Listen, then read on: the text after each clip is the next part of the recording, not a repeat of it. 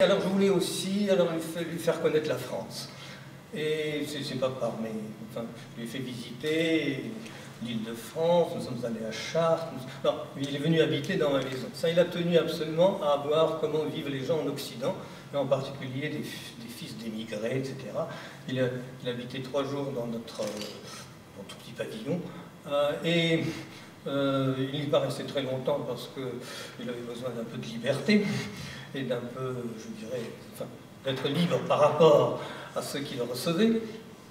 Mais ce que je voulais mentionner, c'est que je l'ai vu, alors dans mon petit jardin de la banlieue parisienne, je l'ai vu respirer comme il l'a décrit. Comme il l'a décrit dans cette miniature qui vient d'être lue. Et ça, c'était impressionnant. C'était impressionnant, je l'ai vu par la fenêtre, je ne l'ai pas observé, mais c'était une respiration, c'était pas seulement la respiration du zèque. Et il a effectivement beaucoup aimé la France, parce qu'il ne s'y attendait pas. Il avait des préjugés à cause de la Révolution française, à cause peut-être des faits, enfin de la responsabilité de la France, de l'alliance franco-russe dans la guerre de 14 qui s'est très mal terminée pour la Russie, peut-être à cause du siècle des Lumières, etc., du voltairianisme. Il avait un certain préjugé, il pensait la France plus, je dirais, plus cartésienne. Descartes n'est pour rien là-dedans, mais plus cartésienne, ou plus intellectuelle, ou plus rationaliste, etc. Il a découvert la simplicité de la vie, ce qui vient d'être mentionné tout à l'heure par Cécile Vessier. Et effectivement, il aurait voulu s'installer en France. Ce qu'il prévenait, c'était l'absence d'hiver. Enfin, mais ça, c'est pour ça que j'ai cherché, je n'ai pas cherché, mais je lui ai indiqué que le Jura avait un peu d'hiver suisse quand même. Mais c'est surtout sur la situation politique de la France, une certaine fragilité, je dirais, de la société politique, et surtout le fait que le Parti communiste était, à cette époque-là, encore très fort, et pouvait manigancer n'importe quelle diversion, n'importe quel assassinat, peut-être pas, mais enfin, des malheurs. C'est la raison pour laquelle il n'y est pas resté. Alors, je veux dire, comme il n'était pas, je l'ai vu bien sûr en Suisse beaucoup, j'ai été frappé par son attention, par son émerveillement. Il s'émerveillait un peu de tout en Suisse. Et il s'émerveillait à juste titre de la démocratie. Ce qui l'a émerveillé le plus, c'est quand il a vu arriver le maire de Zurich pour un repas qui lui a paru d'ailleurs, il lui a paru un peu superflu, parce que ce qu'il détestait, c'est normal, c'est les mondanités. Il souffrait de trop longues mondanités, et ça tout au long de sa vie, etc. Il a dû quand même y sacrifier un certain temps, mais là, il n'était jamais heureux. Mais ce qui surtout l'avait frappé en Suisse, lors de ce déjeuner, c'était une semaine, non même pas, c'était 2 ou 3 jours, parce que je ne suis resté qu'à Zurich 3 ou 4 jours ce jour-là, lors de son arrivée. Et c'est quand le maire est arrivé, il a déposé dans le parking sa pièce de monnaie pour bénéficier de 2 ou 3 heures de stationnement. Alors ça a été aussi pour lui une espèce de vision, de vision précisément, une première vision de la démocratie dans le sens de l'égalité et de l'autolimitation des pouvoirs. Parce qu'évidemment, nous sommes toujours confrontés à un pouvoir, pas seulement le pouvoir dictatorial, totalitaire, mais enfin, comme nous le savons, un certain défaut d'autolimitation de ceux qui voudraient ou veulent ou nous gouvernent, etc. Voilà, donc si vous voulez, la simplicité totale. Alors évidemment, j'ai eu la chance, je dis que je ne vous retiendrai pas longtemps, mais je crois que j'ai dépassé mon temps. Évidemment, j'ai eu la chance, l'extrême chance d'être à ses côtés lors de toutes les émissions de Pivot.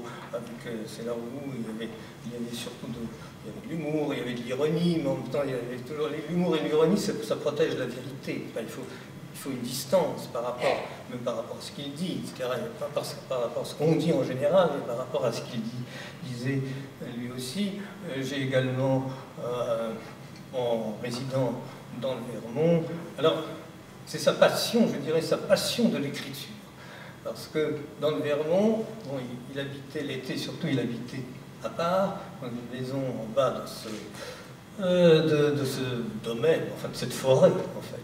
C'était pas du tout, c'était une forêt, et nous un peu plus haut, ma femme, nous habitions dans une maison un peu plus haut, et il m'écrivait des lettres aussi.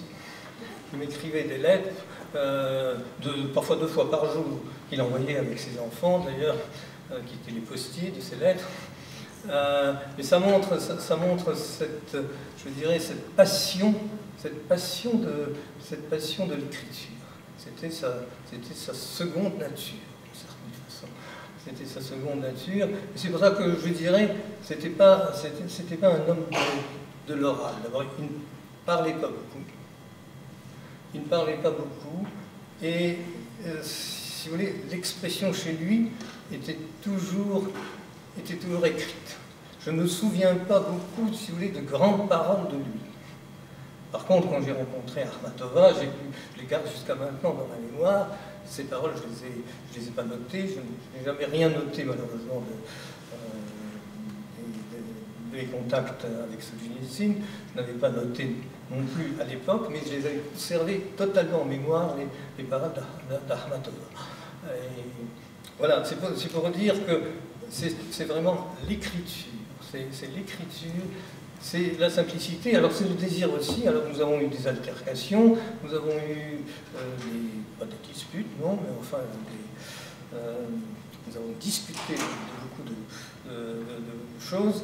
Et surtout, je l'ai déjà mentionné, il aimait les critiques.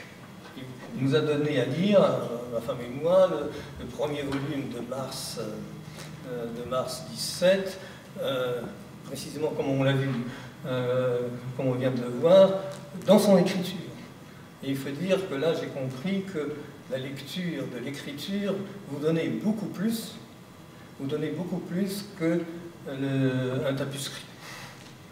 Alors maintenant, c'est l'écran, mais dans le bon vieux temps, là j'ai regretté l'époque d'avant Gutenberg, parce que j'ai reçu de cette lecture, dans l'écriture de Solzhenitsyn, qui était, je dirais, à analyser et à décrire, c'est plus que du plaisir. C'est quelque chose de plus, c'est à la fois moins que l'oral et plus que le livre. Enfin, il a une écriture, mais alors ça c'est un peu particulier évidemment, peut-être pour Solzhenitsyn, il a une écriture qui vit. Et je crois que ce que je dirais en conclusion, c'est que voilà, c'est le vivant.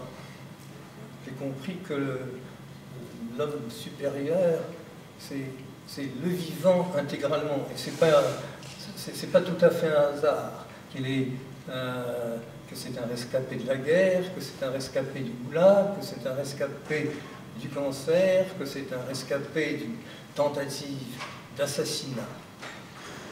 C'est le vivant, et le vivant qui nous ouvre la vérité dans l'art. Tout le reste, la publicistique, nous l'avons beaucoup critiqué, et ici, quand je lisais, il me demandait de les critiquer, il en a modifié certains, nous avons critiqué abondamment son texte non pluraliste, etc. Tout ça, ceci, ce n'est pas de l'art, c'est une excellente écriture, mais ce n'est pas de l'art, et donc évidemment, ce n'est pas la vérité absolue. Je vous remercie de votre attention.